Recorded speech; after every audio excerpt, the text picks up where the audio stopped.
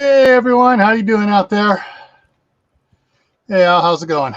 Okay, I gotta make sure everything's off on this side so we don't get reverb. I don't hear any reverb. That's good. Okay. Yeah, I sent out a link to Martha, Oh, good. Old School Prepper, and if anybody else has information of stuff they use along this line, once we get going here, and you want to come on, just put in there, hey, I'd like to be on the panel, and we'll get you up here. Oh, what a day. I almost forgot about this. Seriously. I was out. No problem. I had, yesterday, I had 2 pallets, 56 bags of concrete each pallet delivered. And so I was out there doing a 16 by 4 foot wide section where the travel trailer is going to be out by the RV pad wire up. I did the video on. Well, I'm finally getting all the concrete in, and so I was pouring that today, and I've been running in and out. Let it sit for a half hour, go out there and do the mag float, and go, sit a half hour, go out and do a little bit more mag float, go out, do the edging on it. And then I finally just was doing the brooming on it. Go, crud! I got the live stream tonight.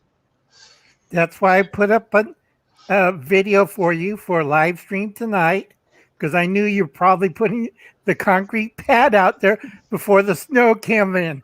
Yeah.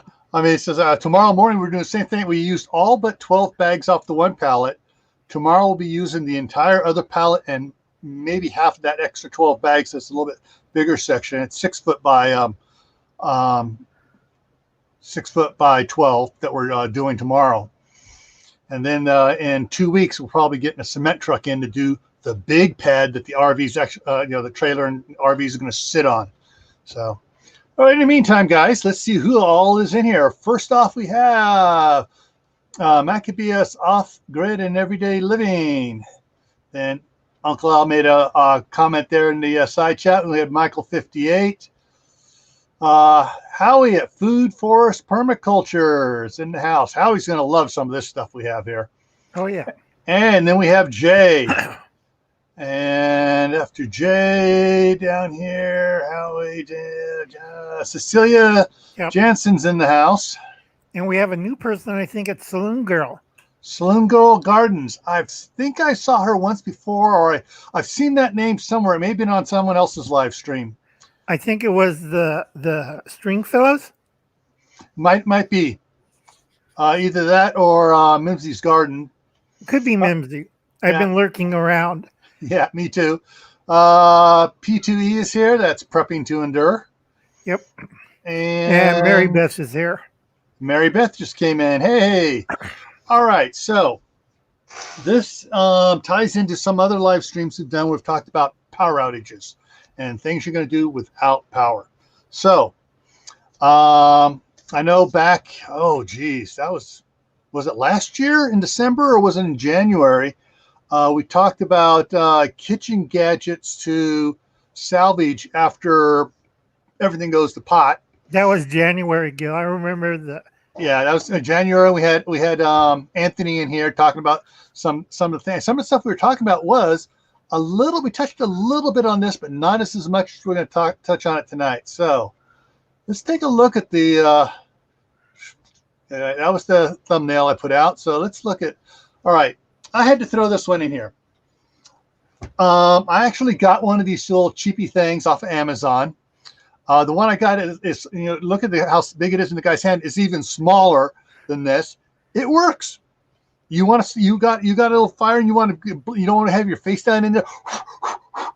Hey, crank that sucker up and it goes. It also works great indoors for your in your fireplace.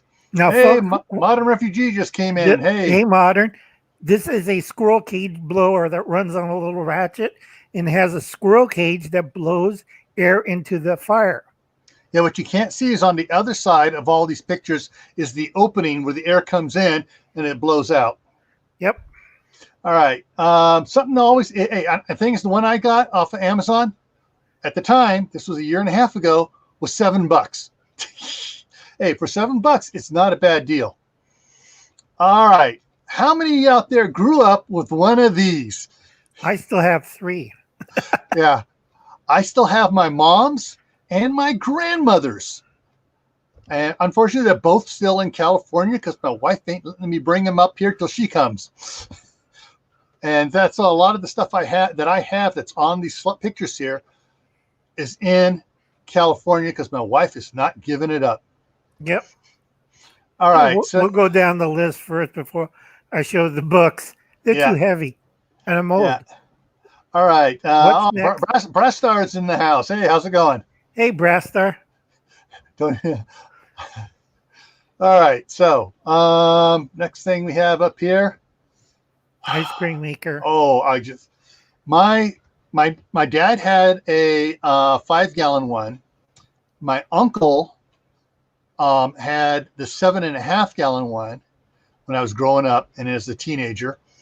And my parents' property in Martinez there was 3 rows of blackberries, 120 feet long, very well watered, lots of berries, and we had the cow. A Guernsey Jersey, so it produced a lot of cream. That's what we had all summer long. You had ice cream. Now, folks, inside this is 2 containers. One, the wooden part, will hold the ice and salt. You have to put salt in it because I had some people who couldn't figure out why weren't they making ice cream. And I asked them, did you put a half pound of salt in there? And they say, what salt? So I went over to the house and brought salt. Then they made ice cream. Yeah. Or you get this like milkshake thing coming out of the ice cream maker. Yeah, you get cold milk, basically. Cold creamy milk. Yeah, because the ice will cause the temperature to drop dramatically as it melts the ice. It's a chemical reaction. It's really cool. Jay, yeah. All right. Since Jay brought it up already, and I'm gonna throw his comment up here. Boom, can opener. Ta-da! Let me go. I'm gonna make myself big again, so don't get scared. Go for it, Gil. All right. See this can opener here?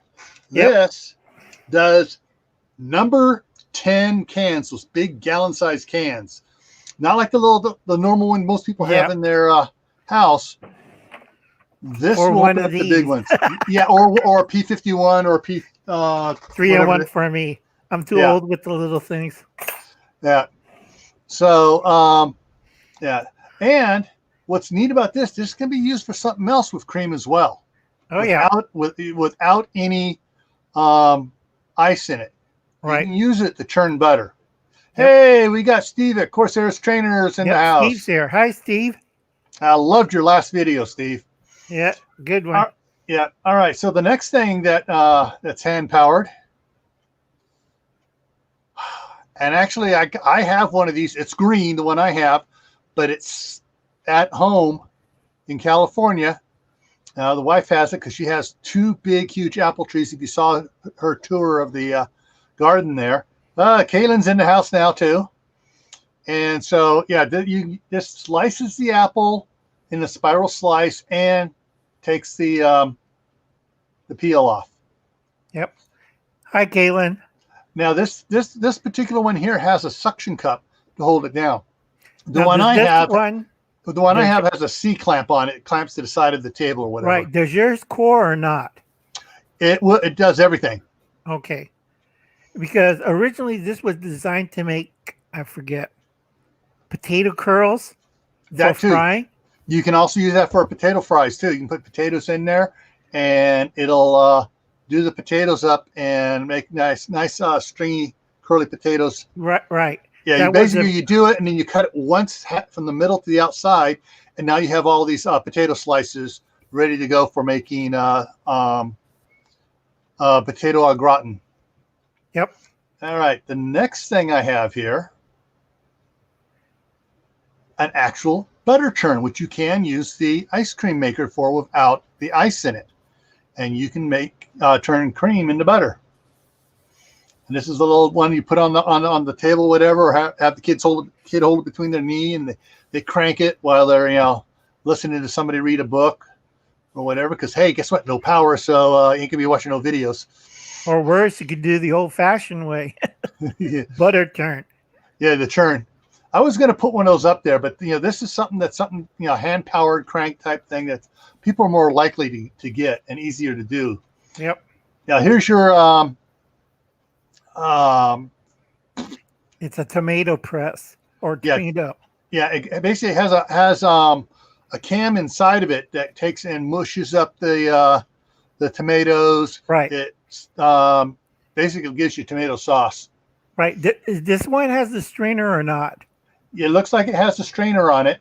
Okay, because some of them do not have strainers on it. You got to check for it. Yeah. They have one with a cone strainer in it that you put in. If you do not wash it and leave it there after you do tomatoes, you have just wasted. Yeah, you wasted a lot of money. Yeah, because basically you have to wash these out immediately because the acidity of the tomatoes will start eating away at the metal. Also, the pulp and seed that escape between the cracks. Yep. All right. Oh, Josh is in the house too. Hi, Josh.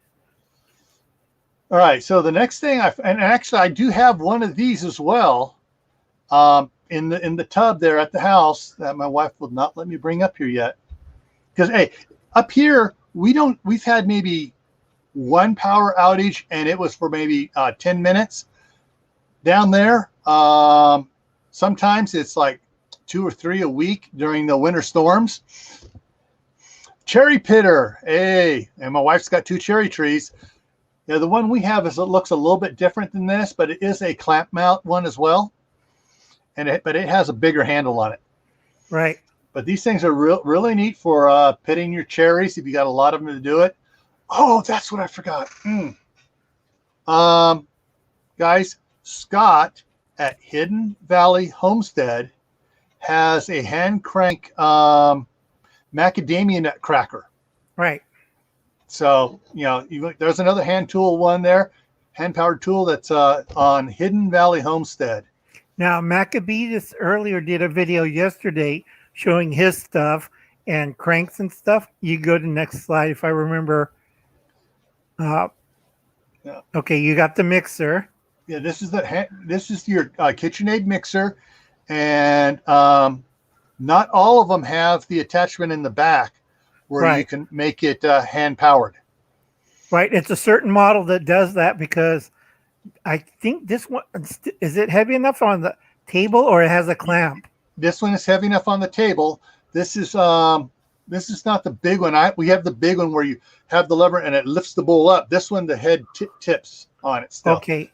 So this is I think this is the 5-quart tip. Right. It's the 5-quart tip and it's a hand crank.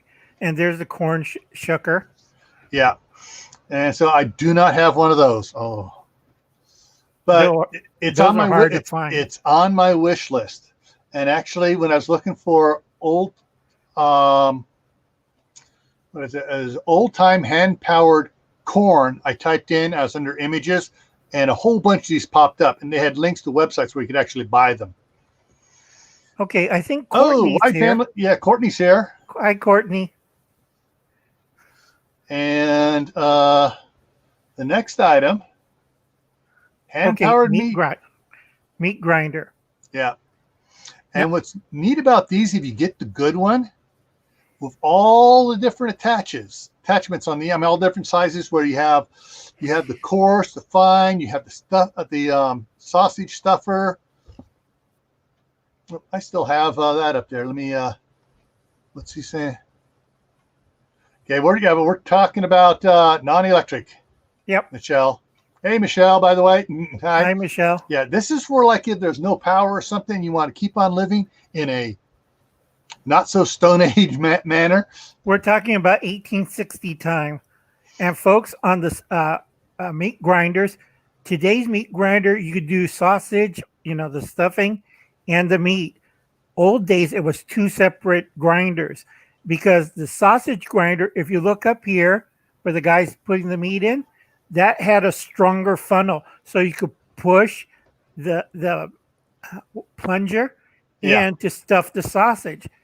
Most meat grinders today do not have that strong of a collar. So if you stuff it too hard, guess what happens? You can break it right here at the attachment. Now, go ahead. I see people talking about KitchenAid and stuff in there. Real quick, as you can see, Modern Refugee has a video on his corn sheller.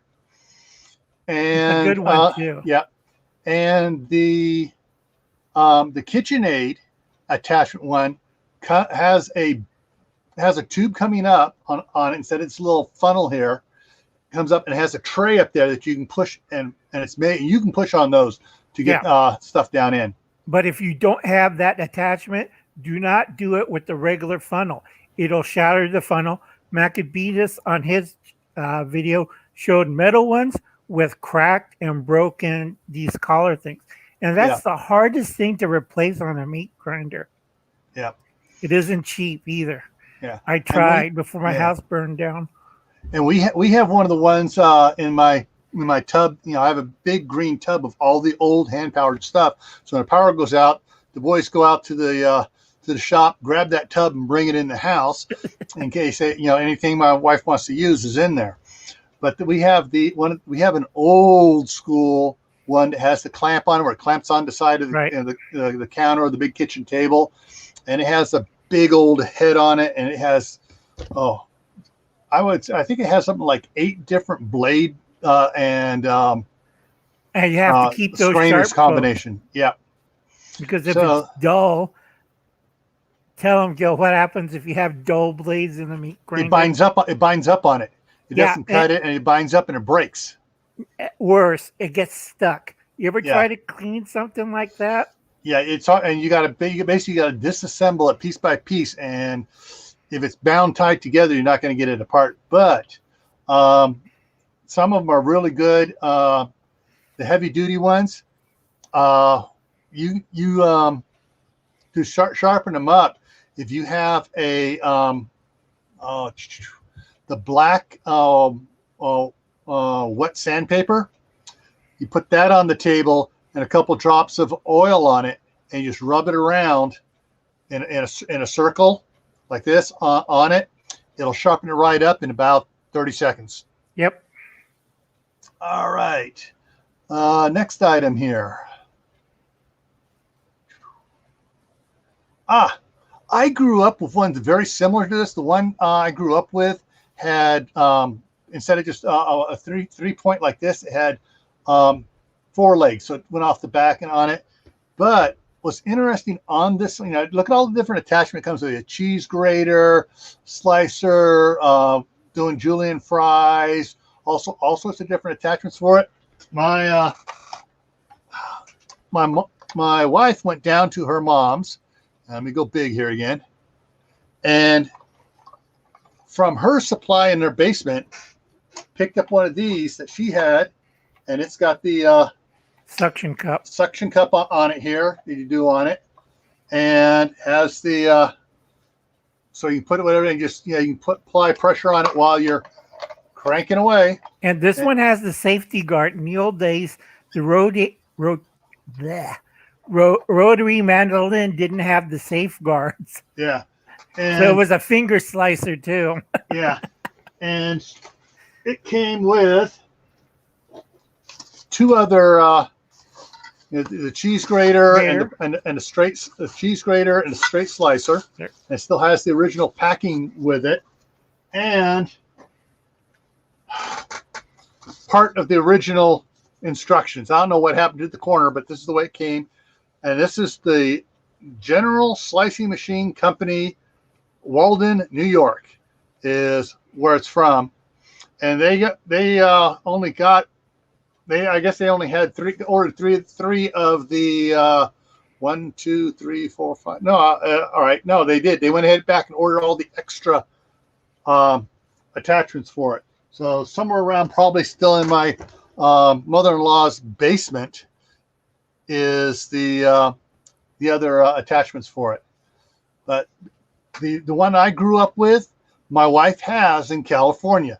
So she sent this one here for my daughter to use for all the cucumbers and all those stuff she planted this year. It's a lot easier and a lot safer than the board mandolin, because also you cut your fingers with that. Too bad you don't have one you'd show. I do. Yeah. Tomato slicer for making potato. Right. Potato slicer for making French fries. They also have different blades too, don't they? Different sizes that you can put in. It slide on the side here. It just slides out. You can put in a smaller one, larger one. Tomato one. If you ever been to, not Giant Burger. Oh, what's the burger place? I'm trying to remember what it is. Sonic. Not Sonic. In-N-Out. In-N-Out Burger. Yes. If you look back into the kitchen area, because you can see back in the kitchen area from the counter there, and you'll see them, doing the fries on this. They have a big industrial one. They'll put like 2 or 3 in there, potatoes, and out shoots a whole mess of fries. Yeah. All right. Okay. This is a modern version of the Cuisinart. Yep. So it's got a bunch of gears in there, so it changes up the speed. There are a bunch of different styles of this. There was actually one that's made by Cuisinart as well, but I couldn't find a picture of it. But this kind of, this one and the and this thing here. There was a Ronco salad shooter, which is a sort of combination between of those. You can put your everything and just shoot out your salad into your bowl, and yeah. But I did not look up one of those because that's just too nightmarish for me. Yeah, it also has a crappy cord to it. Yeah. Now, this is something interesting I found. They call this super battery. It's one of those it has a flashlight on it. Right. But it's more battery than it is flashlight, and it's got all sorts of ways to plug into it to charge other stuff up. I'll be right back. Okay, Jay just put up a message here. Yeah. Step out of the kitchen, foot-powered sewing machine. Oh, yes. And hey, just for fun and laughs and giggles, getting on one of those and using it, it can be hysterical. Frustrating, but hysterical. Okay. And all right, Al's back. There we go. All right. Sorry about that, guys. Yeah. All right. So besides the battery powered, there's a bunch of different type of hand crank battery powered things that you can use.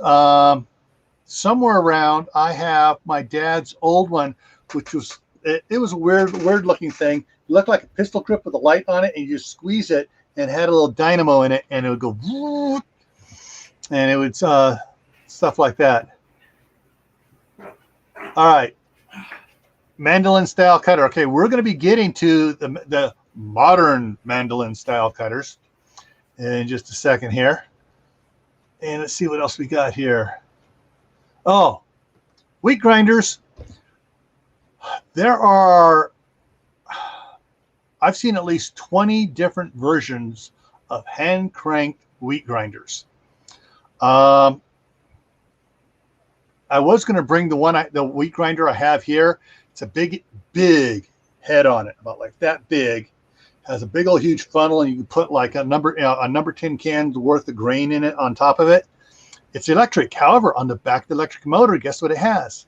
It has a stub sticking out that has a rectangular piece on where the shaft's been milled down to like a rectangular. It has a big old handle you put on there so you can hand crank it. So I got a hand crank. I got a big hand crank wheat grinder, and I have the little cheapy one you can get from Harbor Freight, and I got another one up here as well. And then my wife has a couple back there in California. She actually had we didn't get it. We were going to order it for our big KitchenAid. There's a wheat grinder attachment that goes on the front of it. So, and when she comes up here, that'll probably be one of the backup things she'll want to get. But hand powered wheat grinder. Now, what's interesting is I saw a couple of them that I couldn't get a good picture of it. Instead of where the handle is here, it has a big pulley on there, and the little wooden handles on the pulley.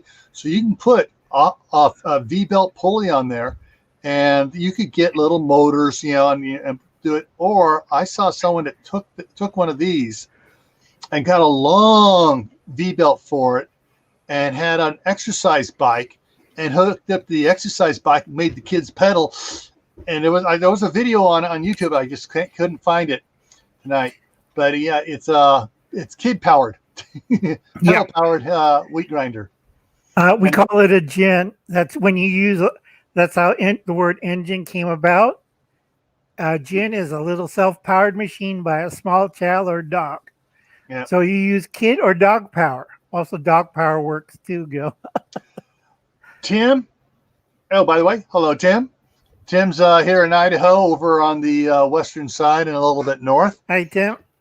It depends on the ones you get. Some of them work really good. Some of them don't work worth petunias. Right. I always get. Yeah, go ahead. This one here, if you look at it, it's got the adjustment here on the screw and wing nut set screw on it, and the plates are metal. Right. And so they're called burrs. And what's hang on, sis. Oh, cool, very cool, Jehodak. So he has the big boy. Oh yeah. So there's a depending on the bigger you see of the burrs here, the better. Now, you see one that has a little itty bitty set of burrs on there. It's like those are the Italian ones, and that's mostly for kitchen use. What we're showing right here on screen, that's the big commercial type. Yeah. Because you don't want to be there 4 or 5 hours going like this, grinding only a pound of wheat. With one of the little ones. Yep. Okay. That's right, Jay. The ice cream machine I showed earlier, there was one of those that had the V-belt pulley on it. There were several of the other ones. There was a corn shucker that had a V-belt pulley on it as well. So you can use them when you do have power. You unscrew the little wooden handle off of it, and you just use the little pony motor on it, and run it electrical until the power goes out. Then you can hand crank it. And what else I got coming up here next?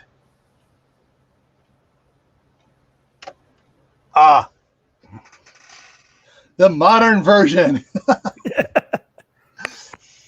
So this is like your Ninja hand-powered Ninja blender that is held on with a C-clamp to the edge of the table or counter. And you got to have your smoothies. But this is actually not a bad thing to get, really. If you get one of the good ones, it's a pretty good thing to get. Because there's, if you're without power and stuff, being able to make some sort of yogurt smoothie, whatever, for the kids, keep them quiet and happy, is worth the money. Also, it's less work than using the tumbler that fits with a metal cup and going like this for 4 or 5 hours. Yeah, the hand shaker. Yeah. All right. Oh yeah, the presses. Yeah. This one was listed as a Apple. Apple press, but it's very similar to Vino. wine press. There was an olive press. Right. And actually, I've seen people actually do peaches in this Mm-hmm. for getting peach juice. Right. Any soft fruit that could do it, because a nut press is different setup than this. Yeah. Now this is a juice extractor. Right. That's a good one too. Yeah. So I mean, I shoot, I forgot to throw the link on here. Hey, it's on Amazon, folks. Yeah. So yeah, and a lot of the stuff here I've shown you can find either on Amazon or Ronco or one of those other ones, where you can get stuff, and of course eBay. But yeah, it all depends on what you're doing, how much you're going to be doing, as far how big of one of these you want to get. Yeah. Now we have it down the street from in Martinez in California. They have 4 huge olive trees, and they dump a ton of olives out on the sidewalk. It's a shame. Now JFM had, can you make a martini in the blender? It's better if you shake it. Get a tumbler and shake it. Shake it, not stirred. For Maccabeus, a lard press can work. It depends on the quality of the lard press. If it's the new style lard presses, no, it has to be the old iron ones, and it has to have the frame for it. Because you try anything else with it, bleh. Yeah. All right. So, and this is actually something that we're looking into getting either next year or the following year. This year on the one apple tree produced so many friggin' apples. My daughter was making apple butter, apple sauce. I mean, she has like a dozen or so quart jars of applesauce she made, and then she also has she hasn't just plain applesauce. She has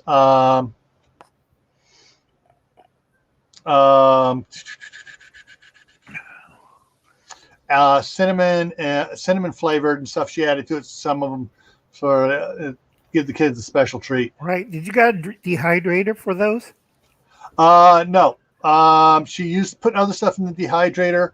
A friend of ours here that gave us a bunch of food and stuff, because she has like a 10-acre garden, and she has 2 big. She just put in a second greenhouse, bigger than her first greenhouse, which was huge. It was an industrial greenhouse that she picked up, the company going out of business, and she put in a bigger one this summer. But she's got one of the Harvest Right freeze dryers, and so Megan's going to be taking apples over there here one of these times. They're going to do a bunch of apple slices in it. Right now, Enrich Refugee, go check out either Howie's Food Forest Production Permaculture. Right. He has an apple butter one. So does Modern Refugee. They have a great one. Yeah. And I don't think Anthony's been able to get enough apples to do apple butter. It's too warm down there in the Carolinas. Also, he has fungus. Yeah, he has that problem. And my wife would not let me touch this to bring. I was going to grab this and bring it up here. She goes, no. Pasta noodle maker. Yeah, so yeah. And so it's got the 2 slots here for cranking. This upper one does just the ones to make the flat sheets, and the lower one runs the gears up to do the cutting. So, actually, I guess the cutter's up there on this particular model. That's just maybe the clamp. But yeah, the they have attachments for this for the KitchenAid as well. But we're talking without power. Well, if you have the KitchenAid that has the crank on it, You run out of power, hey, you still use it for all the attachments on the KitchenAid. But this is a probably one of the few things that most people don't think about getting. They'll get their wheat grinder and all this stuff, and they'll forget, hey, if I want to make noodles, I need a pasta machine. I could do it the old way, which is really hard. A big 4-inch dowel, and you do it by hand with a large knife. That'll take you about 2 or 3 days to do it. To make one bowl of pasta. Yeah. Okay, so you have Roots and Refuge, but Modern Refugee is a channel. Yeah, so there's another channel out there, Modern Refugee. Yep. And let's see what's the next thing I have. Oh, and for those of you that have an office and you want to get rid of documents before the IRS gets you and they've turned off your power. I'm sorry, I just had to throw the hand-powered paper shredder in there. I cheat. I do like the Chinese. Start a barbecue in the back of the embassy. Throw all your papers in that. Oh, cool. So there, wrong, it jumped on me. Sorry, let me get it up. There we go. All right. So Jason, there are channels out there for you want to watch how to restore some of the old ones you can pick up at garage sales, thrift shops, and stuff like that. Hey, we have Anthony in the house. Yes, Anthony has the old school roller. Yes.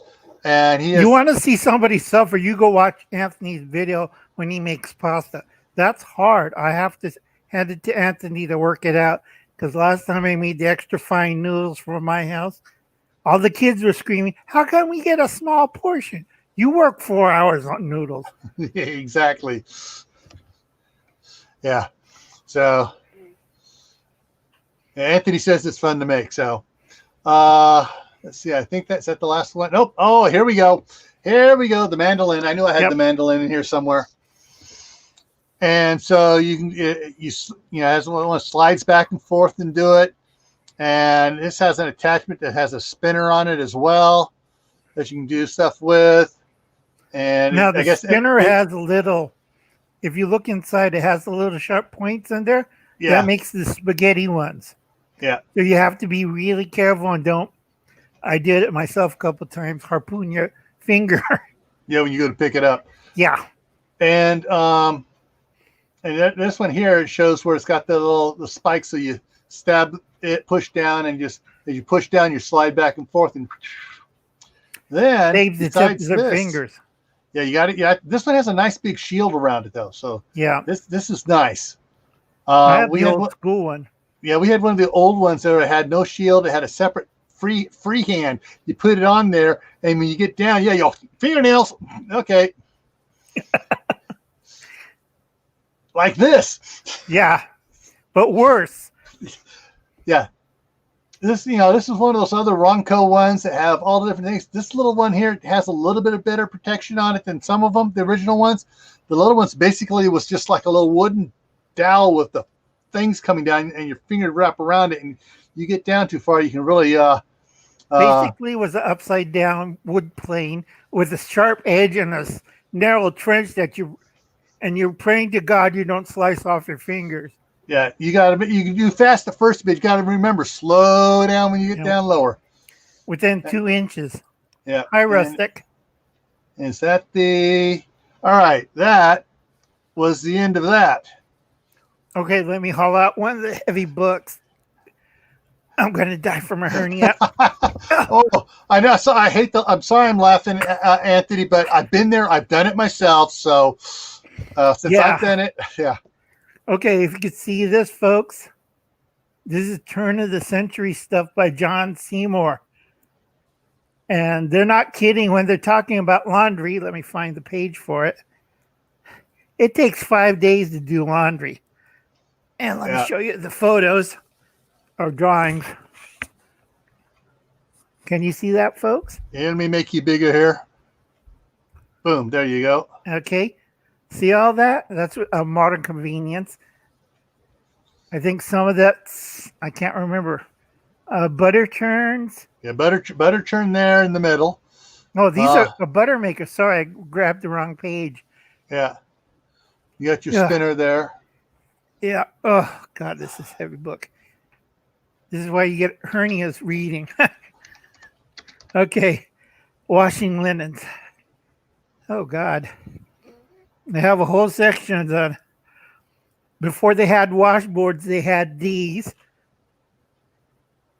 Okay. To agitate, you had a barrel and you put your clothes in there.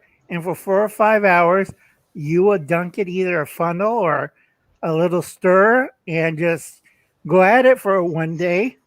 And the next day is, oh Lord, you have the washboard, a modern convenience with a wash tub. Hey, my grandmother used to talk about how they used to use the wash tub, and then she was born in 1899, and then they were so happy out on the farm out there above Coeur d'Alene when they actually got electricity to the farm, and they got the first electrical clothes washer, because she had 14 brothers and sisters. Right. And if you notice this, folks, this is what Gil's grandparents used, the original washing machine. Yeah. And that took a day. And look how big that flywheel is on that. Yeah. And it had a wringer. It also had a hand crank. Yeah. And this is just washing clothes, too. Yeah. And those ringers were dangerous. Oh, yeah. They used to call them finger breakers. Well, my grandmother used to do a saying, and ladies, I apologize for it right now.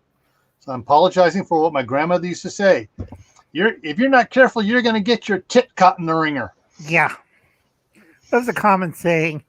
Yeah. Okay. And then they had, before clotheslines, if you look up here, they used to use branches or rods to hang up the clothes. And those were the early primitive, if you take a good look, of homemade clothespins out of wood, or pin money, as they used to carve them out and sell them for making pin money. Yep. And then somebody asked me if they have an indoor drying rack, or you either do the rod or you do, oh God, this is heavy. Yeah. This right here. My wife has something like that. It's a wooden drying rack that you put in a room near the fireplace, or in my case, in the hot garage, and it'll dry clothes fairly nicely. Yeah. And then we have the old-fashioned God. Yeah. This book weighs 25 pounds. The old-fashioned ringers, this is a 3-rung ringer. And talk about, excuse language, that's a real danger. So, like Gil says. Yeah. Whew. All right. Let me get back up here. Oh, Jay, by the way, yeah, my grandmother was and her sister were very well endowed. Yeah, anyways, also strong. The clothes rack you were showing there, my wife got a modern day version from Walmart, and for some of her delicates, she doesn't want to run through the dryer, and she'll put it on that and put it over the heating vent in the bathroom. Yeah, so in the wintertime, it's just enough warmth coming out of there to dry the stuff. Right. Now, I want to show you. This is going to hang on. Me. Okay. We got Enriched Refuge. My grandma born in 1906. Hey, that's when the city here was founded. Used the wringer washer for years. Still, when I was a child in the 60s. Cool. Yeah, you always wash the whites first, and then you wash the wools and stuff. Then you wash the other stuff. Okay, take that. Night, Mary Beth. Night, Mary Beth. Okay. Luckily, this book shows you. Before you got anything else, Gil? I got one more thing to show up here in a minute, but go ahead with the book. Okay. Let me slide this over. Ooh, Farmall fanatics in the house. Bam! Ugh. This little table right here. Let me make you big. There we go. Oh, Lord, this is heavy. I'm going to get a hernia. This little table Guess what it does for your bed sheets? Presses them. Yeah. And that's a whole day to do after you hang dry it. And then the Iron Age, the real Iron Age folks, they used to Ah, have little stoves, and these are all the ones. Now, the only failure was where my finger is the gasoline powered ones. They tend to explode. yeah. Yeah. Because they basically they have a little heater inside of them that are gasoline powered. Yeah. I'm okay, Gail. You go back. Oh, All right. Let's see. I like Anthony's. Sounds like scout camp, Anthony. oh. All right. So let me throw this other thing up here real quick here. All right. So this is the Ice cream makers. ice cream makers with the flywheels on it, and this one here has the handle that's detachable. And the reason why these handles are detachable, because if you hook this up to a little electric motor or whatever, it's spinning a lot faster than you normally crank. You've ever been hit by one of those, you know why Oh, yeah. you want to take the handles off. But especially in the groin. yeah, here's an old metal bucket version. And yeah, so yeah, there were a lot of different flywheel things in here on the stuff that we're looking at. Hang on here. Did we cover treadles, like for sewing machine? No, we did. So, well, sort of. Did I spell it right? No, I didn't. Grinder. Forgot the D. There we go. Ah. Dang it. Stupid thing. It's all right. It lost. Anyways, yeah, it started to show it there. I know how I can get it back. Reopen, close tab. And go back one. There it is. I will. There we go. Hey, Will he changed the name of his channel. It's JIT Preparedness Info. Yes. Yeah. So, here are a bunch of different ones. Throw this one here. So they got the V-belt pulley on there. Be sure to take off the handle. Trust me on that one, folks. And there's all sorts of different attachments for doing stuff, and but the V-belt. Here we go. Here it is. Someone is hooking it up to. Let me see if I can make exercise bike. Let me see if I can make this one with save image as. Is it going to be JPG? That should show up big here in a second. Come on. There we go. And now I can make it real big for you. Yay. Yeah, see. So hook it up to an exercise bike. However, that exercise bike looks like it may be specially designed to run V-belt attachments and stuff. It is. Yeah. So, hey, if you want an exercise bike, make sure it has the V-belt attachment on it. Okay, Howie. And take care of the chickens. Yeah. Take it easy, Howie. And Anthony has a good point. Yeah. On sharpening wheels. Yeah. Now, sharpening wheels and sewing machine can also use the Trendle system. And that's basically a rocker board underneath the machine that you push your feet back and forth. I think it was the Iron Butterfly for Singer.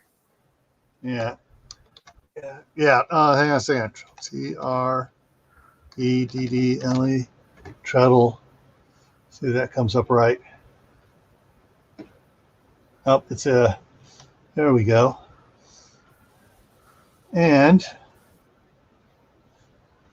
there we go. So here's the treadle down below at the bottom of this picture here. Yep. And that's hooked up to is it sharpening stone or a grinder? That was hooked up to a grinder, wasn't it? Grinder. Yeah, that was hooked up to a grinder here. And there's a treadle system there. And here's your treadle sewing machines. Right. The ones with the big flywheels, those are great for like this for sharpening stones. So you pump it with one foot and you sharpen whatever. Yeah. I'm trying to remember who someone one of the channels out here has it. He makes knives and stuff, and he has one of those. But yeah. Here's a big shot. It's not coming out very big. Dang it. The grain mill one with the treadle? Yeah, it's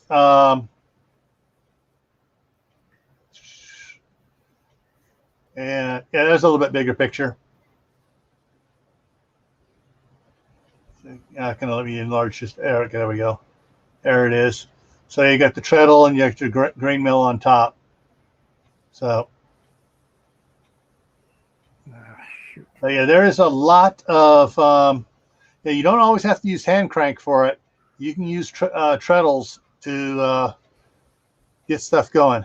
Right. And the nice thing with most treadles, they have a flywheel system attached to it. And you don't want just pure treadle or hand crank because it'll wear you out.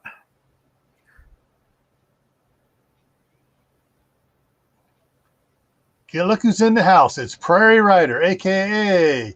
Lori. Queen of the North. Cool, Anthony. That is so cool. Bought it new in 1955. Hey, that's older than me. Oh, yeah. But yeah, so the options for hand-powered gadgets and gadgets is only left up to the imagination. Because as you can see, people have been making stuff treadle power, bicycle powered, hand crank powered, and of course, if Reed was in here, he'd be saying, "Hey, solar power, solar power." Yeah, we're going to go further than that. But yeah, and don't forget water power too, folks. Oh, whoa! Is that what I think that is? What is it? Bandsaw? Yes, they had treadle power bandsaws. Well, no, it's a circular saw. Oh, it is circular. Sorry. Yeah. And it has a flywheel and a treadle to it. Yeah. And then here's a, I'm not sure what that one is. They got the big wheel on that one going, and the little oh, wooden lathes. They had treadle powered lathes. So there's a lot of options for powered stuff. And so remember, folks, all this stuff were back in the days were called gins, not treadles or stuff. They were called gins because the early phrase of this goes back to the 1600s. Gin, cotton gin, water gin, foot gin, you name it. They were all powered by manual labor.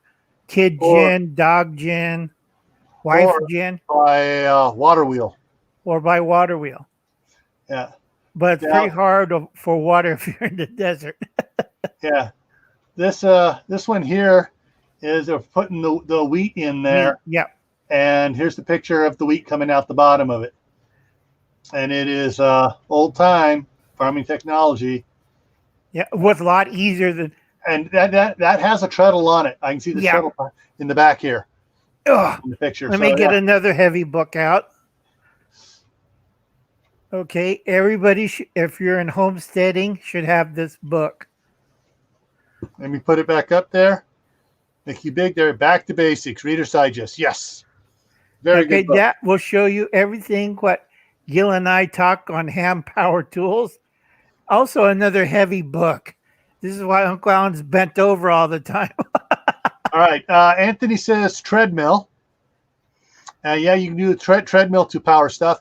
And to answer the question here, statement, adapt your AC appliances to DC motors. Read at Manifestations of Imaginations talks about this a bunch. I know Anthony's mentioned about getting DC motors from treadmills to power stuff and use your solar power to do it. Okay. Yeah. Okay, you see on this side where my fingers are? That's a dog gin. And then this is a modern version of how to put people power to use. You got somebody unemployed, put them on one of these things. They'll get a job quick. Oh yeah. Oh, Now, what's that book again? For those that came in late. All right, that's the Back to Basics. Reader's Digest. So yeah. yep. And what was the other book you were showing? The other the 25-pounder. Just so they can see what the name of that one was. Don't just the name of it. Forgotten. Tip over and die. Forgotten Arts and Crafts of the Turn of the Century by John Seymour. Yeah. This is all English stuff, but it goes over the pond very well. Yep. Oh. Yeah. I got two more. Two more? All right, let me give you big again. Okay, go ahead. Okay. These are lighter books. I got this one. I don't want to open it because it's too technical, but it's all machine and man-powered stuff, winds, solar. If you want to generate energy by manpower, you got to read this book. This is outdated. Yeah. I do not like the 14 people power generator. It's everybody on a bike. And then this one is traditional bushcraft. That's the Australian cowboys. Mm-hmm. And they'll show you how to make a winch with a tripod, bullets. I forgot what the hell, bricks, water wheels. Yeah. Oh, gosh. Cool. I'll put that back over here. All right. Too much work. Yeah, okay, so I don't need that up there anymore. Let's go back to us here. Boom. One of the things I did several years ago, we had an exercise bike that went, with all the electronics and stuff on it.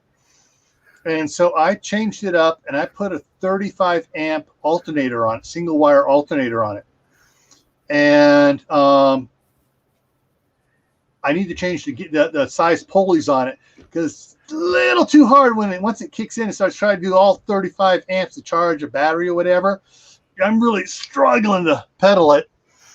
And then I made a second one with that has a 15 amp single wire alternator on it. That one works a little bit better. So Night, Lori. Night, Lori. I got my workout for today. Yeah. So there are a lot of things you can use without power. So, hey, Sean in Alaska. Hey, how you doing? Hey, Sean. Yeah, there's a lot of things that are really fun to use and interesting to use, especially if you're in the wintertime, you have a winter power outage and you got kids that are bored off their gourd. Hey, we're going to try something. You get them involved in working with some of the stuff. And for the first hour or so, they'll be very happy cranking away so long as they see production from what they're doing. Yep. And also, you get a gin and put them on a treadmill and make them work. Yeah. Or a little, all right, when I was little, we had on the front wheel of the bike, had a little generator. You push a button and pour in a power. And Gil kind of froze right there, folks. But if you have a generator, you can push a button, I think he says. We'll just wait until he comes back on. Or the headlight and the tail light on the. Am I back? Yes, you're back. I thought we lost the internet just for a second. Yeah, so the old bicycle generators from back in the 60s, you just it has a release tab, and you push that release tab and it would kick over, and the end of it had a little like a burr on it, and it rub against the tire, and Gil froze again. What he's talking about is the DC, small DC generator. Right. Someone's playing. I think someone may be playing with the internet downstairs. The cable. Probably they left the grandkids alone in the living room, and Danny, the one that's going to be 2 in October, likes to go over and move the boxes and play with all the plugs and cords down there. Okay, who else? Someone else snuck in here. I'm in. Yeah. So there are So that's what my idea of using the exercise bike came from when I was, when we first got an exercise bike back in the 70s. When it went, my mom and dad wouldn't let me tear it apart because they just tossed it. It's junk. Let's get rid of it. But I wanted to put something on it way back then to try to generate.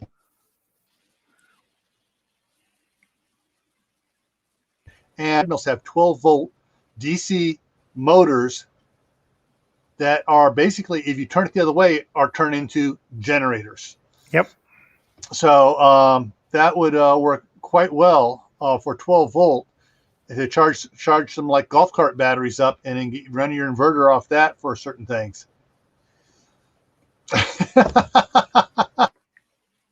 Now, everybody, right? Jen has its place. Yeah.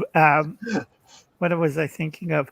In the old days, they used to have the Sally Mae hand crank ones during World War II where you got to go like this.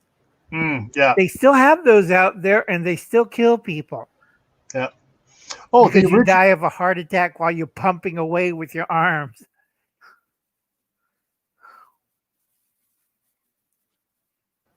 All the time to generate the power to run for the field phones. Right. And so there are a lot of things to do with, let me drop this down here out of the way here.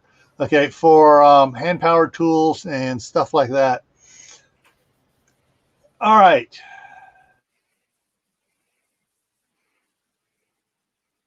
We're going to miss any little neat gadgets that are hand-powered, treadle-powered, water wheel powered that you can use.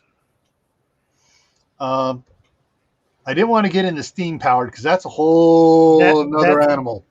Yeah.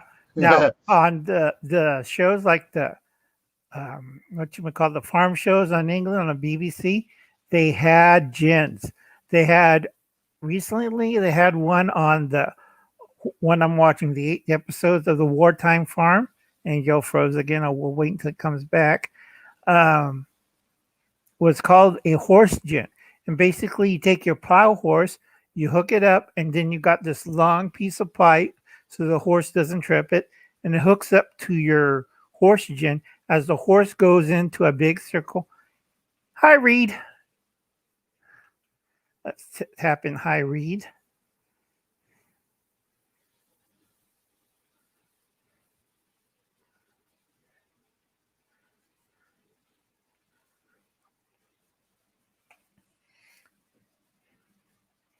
Whoops, I think Gil just went off the air temporarily. Somebody pulled his plug. So anyway, on one of the farm shows, they were showing that the horse goes in a circle and the pipe had a rotor in it that rotated the inside pipe, and then it goes to the wood shop and they'll run lathes and generator. The one they used for the horse, I think it was for a butter churn. Oh, he pickled spiced beets, Reed. It was very good. And beets are the best garden plant, red, white, multicolor, because you eat the whole damn thing. You could eat the root. You could eat the stalks. I make a relish or chutney out of it. And also you could use the leaves as a boiling green. Me too. We're expecting tonight is a full moon, and also we had that weirdo asteroids. What they don't tell people is we got a swarm of micrometeorites following it, and all those satellites they sent up, I hope they don't get shotgunned. No, micrometeorites. Yes, it's called the Archimedes screw. That's also man-powered or horse-powered or sheep-powered. It gets ridiculous what you can do with gins. Not the drinking kind, the little machine type. That's where you get the word engine. Not Indian, but Engine.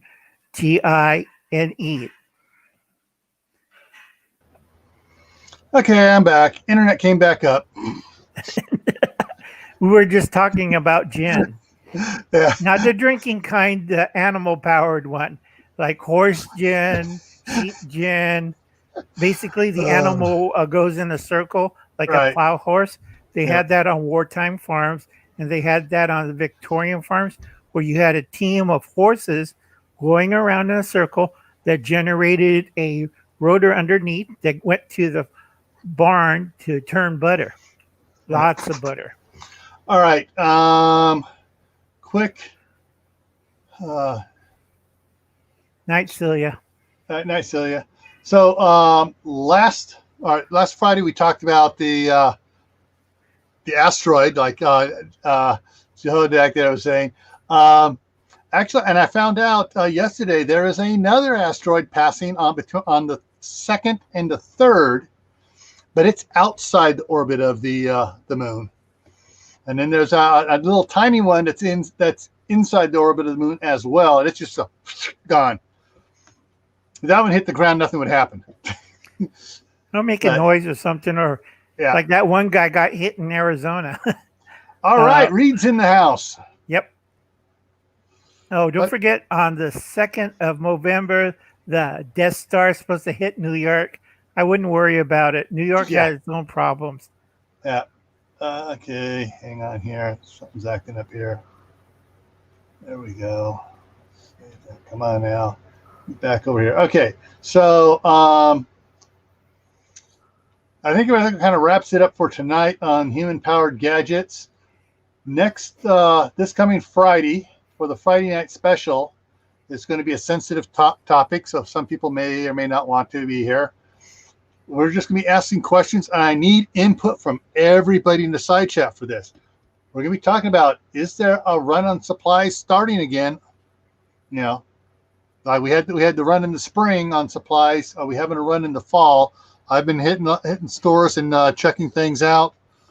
So if anybody else out there has anything to report, we'll talk about it on Friday. That's 8 o'clock Mountain Time, 10 o'clock Eastern.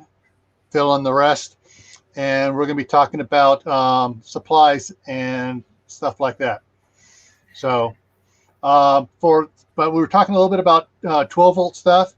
On September 15th is going on Tactical Tuesday. So in 2 weeks is going to be 12-volt power hacks, getting by in a pinch. So we'll be talking about that then. So Yeah, you should have Reed and Gil, not Reed and Anthony on it for 12-volt hacks. yeah. So I'll be sending them out emails well ahead of time so that they can think about it. But yeah. So we got some interesting topics coming up over the next month, including this Friday, the September 25th, will not have a Friday night special. We're going to do it on Saturday for my birthday. Yay! So, but if anybody has any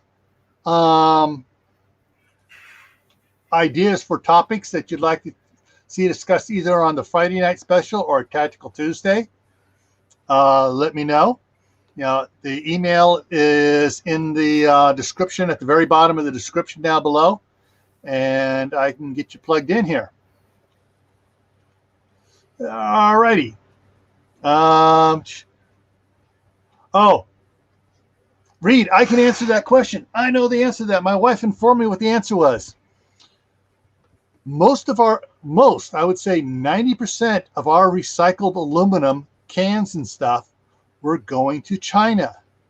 They got tired of all the cans coming, all the stuff with all the crap still in them, and some people putting dirt in there to get more weight out of their cans and stuff when they take in a big bag or whatever. And they stopped importing aluminum last fall. Yep. They were cutting back earlier than that, but last fall they did a cutoff. So that's that. Kathy's in the house. North Star Prepstetter. Hi, Kathy. Yeah.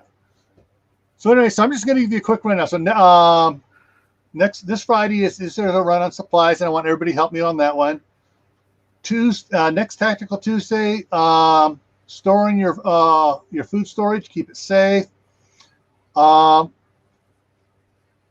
on Friday, September 11th, we're going to be talking about history 19 years ago. Where were you? We're talking, of course, that's 9/11 anniversary. September 15th is 12-volt hacks, getting by in a pinch. Friday, September 18th is going to be, I'm going to be talking about some of my novels and stuff, the books I'm writing, and how you can get free copies. To answer Kathy's question, the aluminum factories here, when were they shut down? The aluminum factories, we have one or two aluminum factories here, I believe, but they're not using recycled.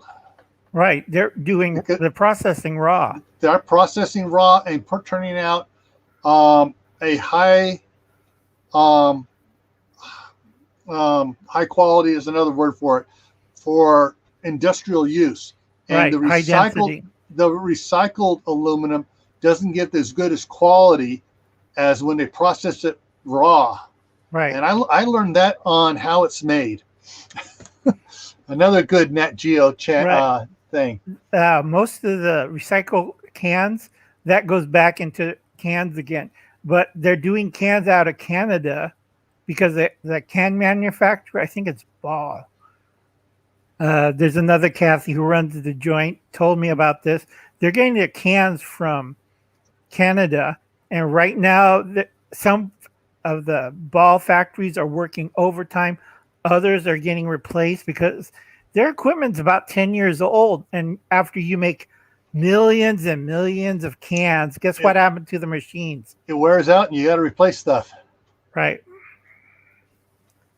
No, it won't go back to glass. It's just that we the can they're using in the aluminum they're using in the extruders, they're getting from a different source. I'm thinking somewhere in South Africa. No, that one closed up. They're getting out of Canada and Mexico. Yeah, they're the ones manufacturing the food grade aluminum for the cans, and they get stuff that's for the. It comes in a big. If I remember right, it comes in a big roll.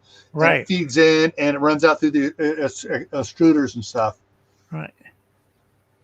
Yeah. Well, to answer Palmetto, Anthony, on copper, Peru quit mining copper.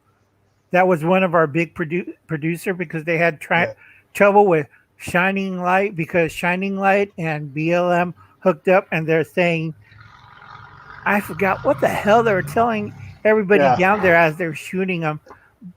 It wasn't Black Lives Matter, Indian Lives Matter, or ILM or something like that. That was crazy. So they quit mining copper. For a time, yeah, till it settles down.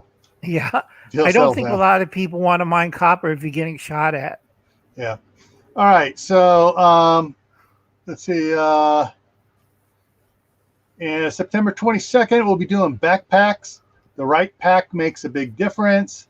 And then September 29th, Tactical Tuesday. Should we even prepare? Is it worth the bother? So that's what's coming up for here in the month of September. And like I said, if anybody has any ideas for topics they want to see discussed or help out, email me and set it up, and you can come on the panel if you want. Did we ever talk about toilets? We talked about sanitation twice back in November. I think we touched on it again in April. April, right. Yeah. So we covered that part. Yeah. Night, so folks. We're going to call it a good one here. And so, as always, everybody, stay happy, stay safe, stay prepared, and we'll see you in the next video.